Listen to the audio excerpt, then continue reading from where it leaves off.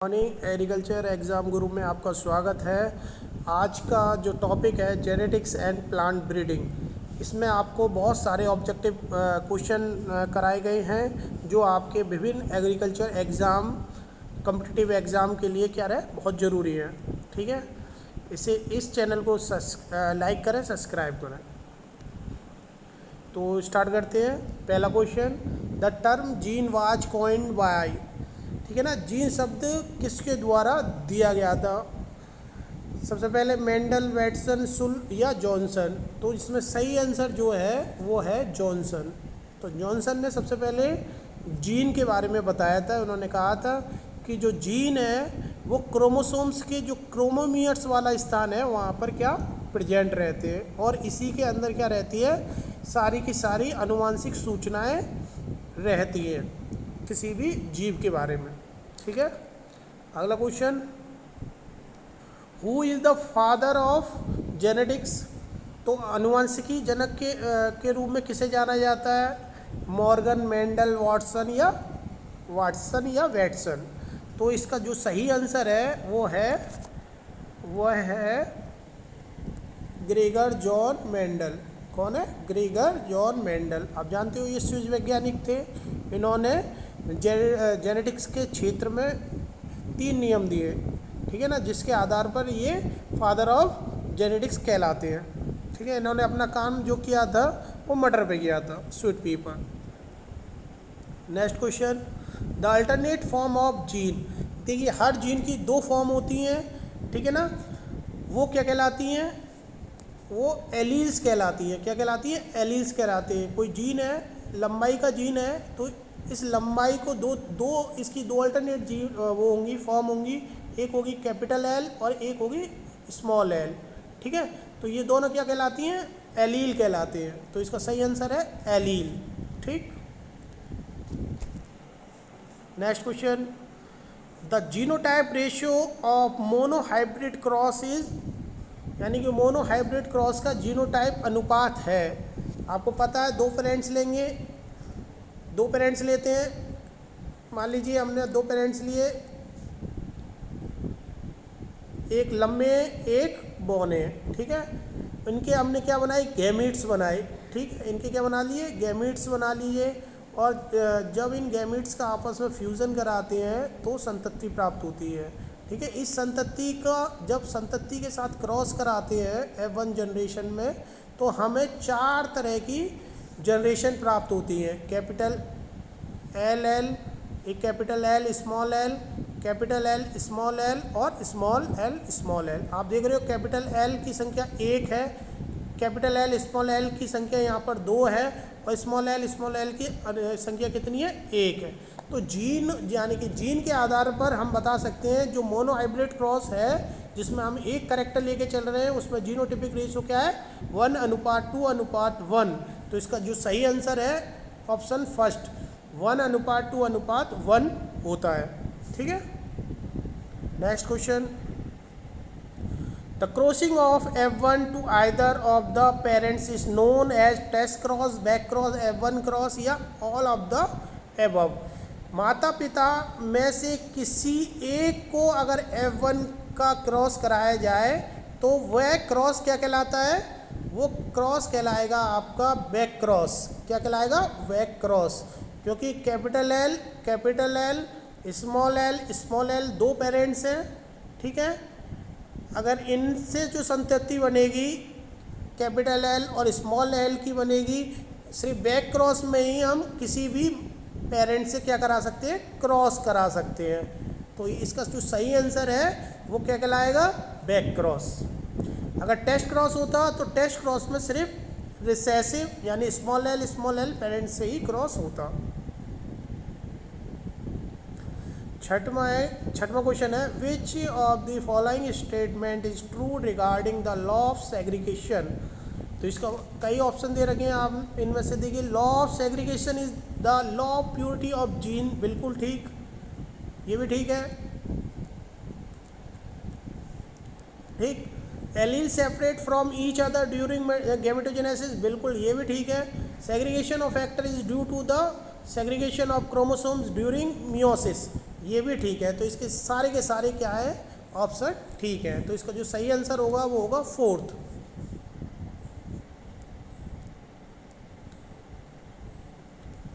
Homozygosity and heterozygosity of an individual can be determined by back cross, self fertilization, test cross या all of the above।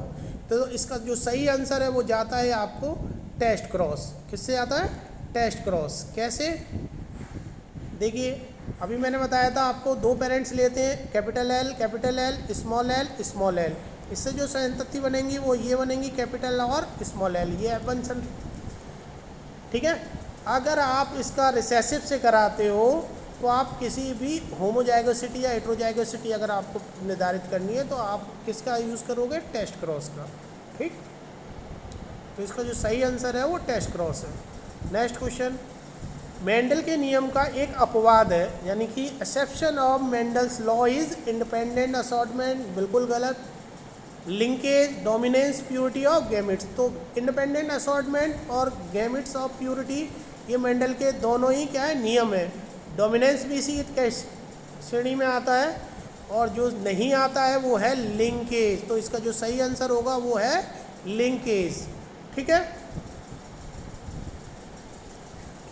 तो Mendel का जो अपवाद है वो लिंकेज है।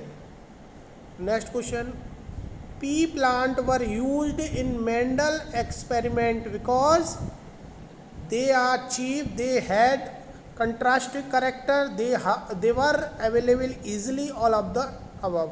तो इसमें अगर देखा जाए तो चारों के चारों ऑप्शन क्या है, बिल्कुल ठीक है। तो इसका जो आंसर जाएगा ऑल ऑफ दी एबव जाएगा, क्योंकि मेंडल ने अपने प्रयोग में मटर का पौधा चुना क्योंकि वह सस्ता था, उसके दो विपरीत करैक्टर थे और आसानी से उपलब्ध थे। ये ध्यान में रखा था। The smallest unit of genetic material which produce a phenotypic effect on mutation, muton कहलाती है। ठीक है, इसका जो सही आंसर है वो क्या है, म्यूटॉन कहलाएगा। Next question, Mendel finding were rediscovered by, Mendel के जो रिजल्ट थे उनको पुनः खोजा गया था, किनके द्वारा, कार्ल कॉरेंस, डी विरीज और ट्रेस मार्क। ये तीनों वैज्ञानिकों ने मिलकर 1900 में क्या किया था, मेंडल द्वारा जो नियम दिए गए थे उनकी रीडिस्कवरी करी थी, जिसकी वजह से मेंडल्स को फादर ऑफ जेनेटिक्स कहा जाता और इसी आधार पर मेंडल को उनके कार्यों के लिए नोबेल प्राइज दिया गया। नेक्स्ट क्वेश्चन, एलील क्या है, एलील क्या, alternate form of gene, link gene, chromosome that have crossed over या क्रॉसिंग ओवर होमोलोगस क्रोमोसोम्स। तो इसका जो सही आंसर जाता है वो है अल्टरनेट फॉर्म ऑफ जीन्स। तो जीन क्या कहलाती हैं, जीन के अल्टरनेटिव फॉर्म क्या होते हैं, एलील्स होते हैं, और एलील्स क्या है, अल्टरनेट फॉर्म ऑफ जीन है। ठीक, next question, when the activity of gene is suppressed by activity of non-allelic gene is known as A। तो इसका जो सही आंसर जाता है एपिस्टेसिस। क्या जाता है, एपिस्टेसिस। इसका जो सही आंसर है क्या है, तीसरा, एपिस्टेसिस। यानी कि वो जीन जो क्रोमोसोम्स पर नज़दीक प्रेजेंट रहते हैं और क्या करते हैं, दूसरे जीन के एक्टिविटीज़ को क्या कर देते हैं, हाइड कर देते हैं, एपिस्टेसिस जीन कहलाते हैं। ठीक है, cystic fibrosis is sex link receive disorder है या ऑटोसोमल डोमिनेंट डिसऑर्डर है, ऑटोसोमल रिसेसिव डिसऑर्डर है या सेक्स लिंक्ड डोमिनेंट डिसऑर्डर है। तो इसका जो सही आंसर है वो है ऑटोसोमल रिसेसिव डिसऑर्डर है। ठीक है, इसका जो सही आंसर वो क्या है, थर्ड, ऑटोसोमल रिसेसिव डिसऑर्डर है। 9:7 ratio in the F2 generation represent by epistasis. ठीक है ना, यानी F2 पीढ़ी में अगर 9:7 आ रहा है, ये दर्शा रहा है, तो ये एपिस्टेसिस का रेशो है। A small amount of lethal mutation is always present in the population due to जनसंख्या में अगर थोड़ी मात्रा में घातक उत्परिवर्तन हमेशा मौजूद रहते हैं। इसका जो सही आंसर जाता है म्यूटेशन सिलेक्शन वैलेंस के द्वारा। ठीक है, इसका जो सही आंसर है फोर्थ है, उत्परिवर्तन चयन संतुलन रहता है। Next question, if A plant which genotype A capital A small B capital B small is self fertilized, the probability of getting A B B genotype will be A and B are not linked, तो 1/16 probability. ठीक है, इसका जो सही answer जो जा रहा है वो क्या जा रहा है 1/16।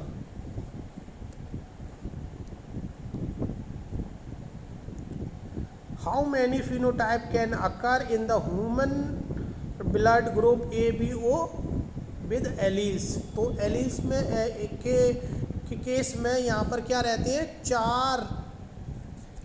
चार एलिल्स रहते हैं। कितने रहते हैं, 4 एलिल्स रहते हैं। जैसे कि इसका जो मेन जीन है वो है ए। ठीक है, तो यहाँ IA IB I0 और IA और IB, ये 4 एलील्स ह्यूमन ब्लड्स में पाए जाते हैं। ठीक, next question, the geometrical device that help to find out all the possible combination of male and female gametes is known as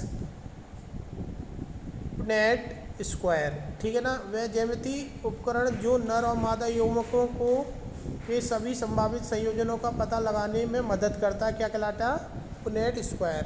तो पुनेट स्क्वायर को समझते हैं इस तरीके से, ये है Punnett square, capital L small l। ठीक है ना, इसको कहते हैं क्या, पुनेट स्क्वायर। ठीक,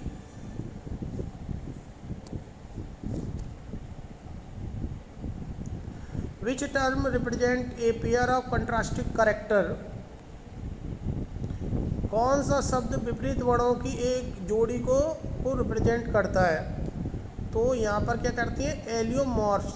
ठीक है, एलियोमॉर्फ्स क्या करते हैं, एक दूसरे के विपरीत प्रतिनिधित्व को शो करते हैं। तो इसका जो सही आंसर है वो fourth. The scientist who rediscovered the Mendel's law are. तो इसका जो सही आंसर है, वो कौन है, Correns Tschermak Hugo de Vries. इसका जो सही आंसर है ये, क्योंकि वाटसन एंड क्रिक ने क्या दिया था, DNA डबल हेलिक्स मॉडल दिया था। खुराना और नीरनबर्ग ने, आपको पता ही है क्या दिया था। ठीक है ना, The chromosomal theory of heredity impulse that the chromosomes are composed of DNA and protein. Genes are composed of chromosomes. Organisms cannot live without chromosomes. Genes are located on the chromosomes and transmit to the next generation through them. तो fourth इसका option बिल्कुल ठीक है। Chromosomal theory of heredity में वैज्ञानिक ने बताया था कि जो कार्य क्रोमोसोम्स करता है वही जीन करता है। जीन क्या है, यानी कि क्रोमोसोम्स हमेशा किस में पाए जाते हैं, पेयर्स में पाए जाते हैं। इसी प्रकार जीन भी पेयर्स में पाए जाते हैं। ये जो क्रोमोसोम्स एक पीढ़ी से दूसरी पीढ़ी में जाते हैं, सेम जीन भी क्रोमोसोम्स के ऊपर बैठ एक पीढ़ी से दूसरी पीढ़ी में जाते हैं। ठीक है, इसी को इन्होंने क्या कहा, क्रोमोसोम्स थ्योरी ऑफ हेरिडिटी कहा। तो इसका जो सही आंसर है वो फोर्थ है। Color blindness is caused due to the absence of rods in retina। जब जो रोड से रेटिना में से क्या हो जाती है, एब्सेंट हो जाती है, या रेटिना में जो छड़ों का क्या रह जाता है, अभाव हो जाता है। यानी कि जो तीसरा ऑप्शन है ये बिल्कुल क्या है यहाँ पर ठीक है। Next question, In a monohybrid cross, the F1 ratio of back cross is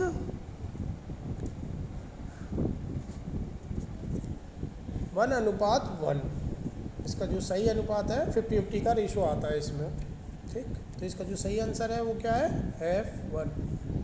ठीक है, कैसे आता है?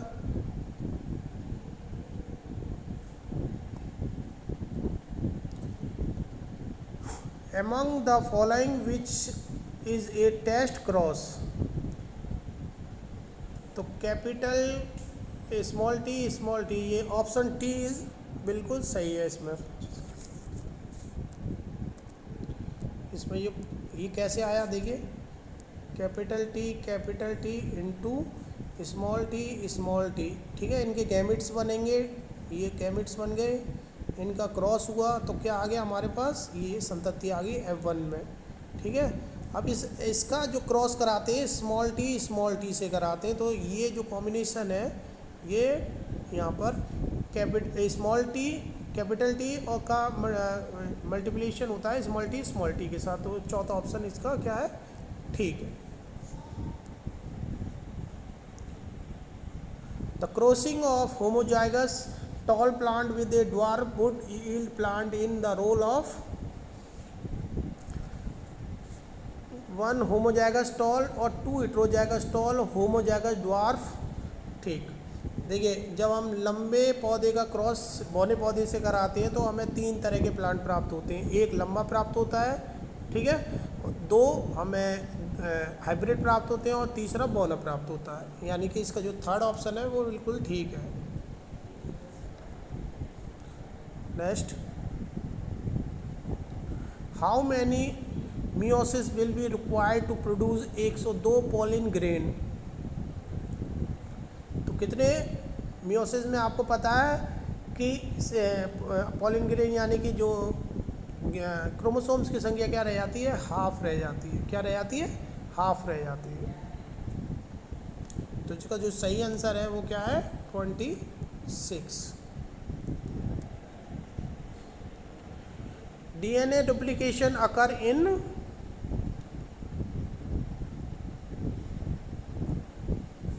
मियोसिस और माइटोसिस। ठीक है, डीएनए से डीएनए बनना दोनों में ही होता है। इसका जो सही आंसर है वो है 4th।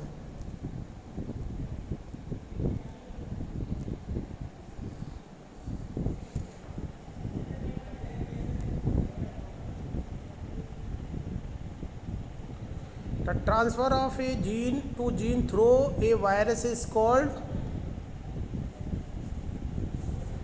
इसका जो सही आंसर जाता है ट्रांसडक्शन जाता है। ठीक है, ट्रांसडक्शन में क्या होता है, जीन टू जीन ट्रांसफ़र होता है वायरस में। ठीक, the condition in which only 1 alleles of a pair is present is known as C. क्या है यहाँ,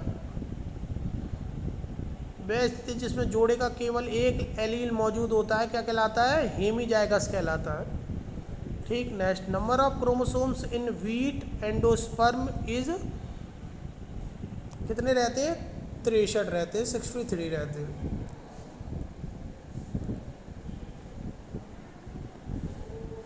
multiple effect of a single gene is known as पीलियोट्रॉपी।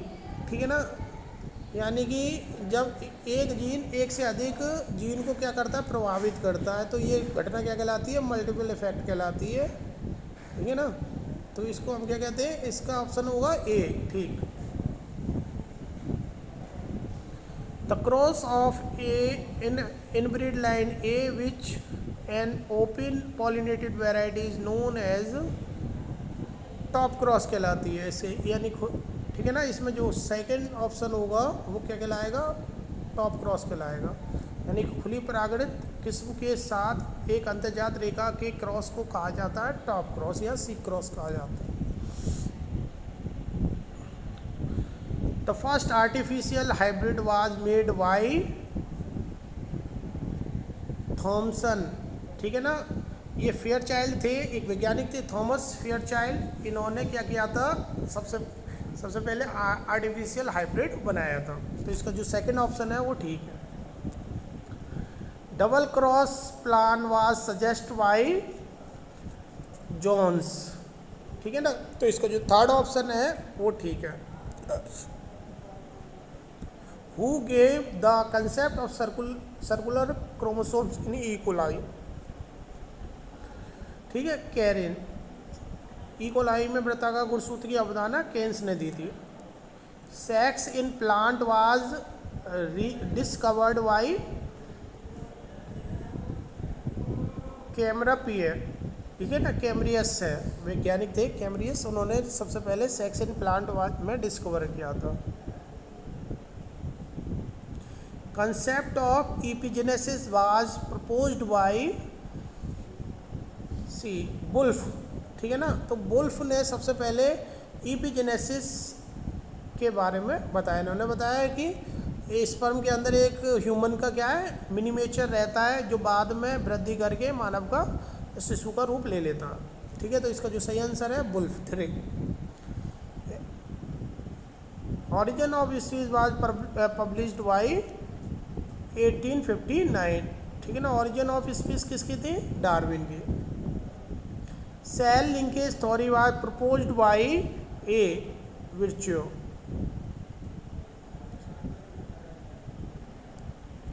The chromosomes are most condense at metaphase अवस्था, ठीक है ना, अगर गुणसूत्र की सबसे आपको मॉर्फोलॉजी की स्टडी करनी है तो मेटाफेज अवस्था यहाँ पर उपयुक्त मानी जाती है।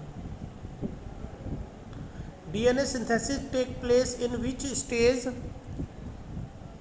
एस फेज, ठीक है ना, तो यहाँ जब डिवीजन से पहले जो डीएनए की सिंथेसिस होती है वो एस फेज में होती है। The number of bases in the single turn of DNA helix C 10 कहलाता है, ठीक है ना। The common from DNA represent in the living organism is the जीवित जीव में मौजूदा डीएनए का सामान्य रूप है, तो क्या है यहाँ पर बी फॉर्म, तो बी फॉर्म के शेप में डीएनए कॉमनली जीव में पाया जाता है, ठीक है, ऑप्शन है D. DNA polymerase first was discovered by C Kornberg, ठीक है। डीएनए पॉलीमरेज क्या करता है, डीएनए से डीएनए की सिंथेसिस में अहम रोल अदा करता है। इसके अलावा डीएनए में जो भी टूट फूट होती है, रिपेयरिंग का काम भी कौन करता है, डीएनए पॉलीमरेज। तो इसका जो सही आंसर है वो क्या है, थर्ड, ठीक है। तो इसी के साथ इस वीडियो समाप्त होती है।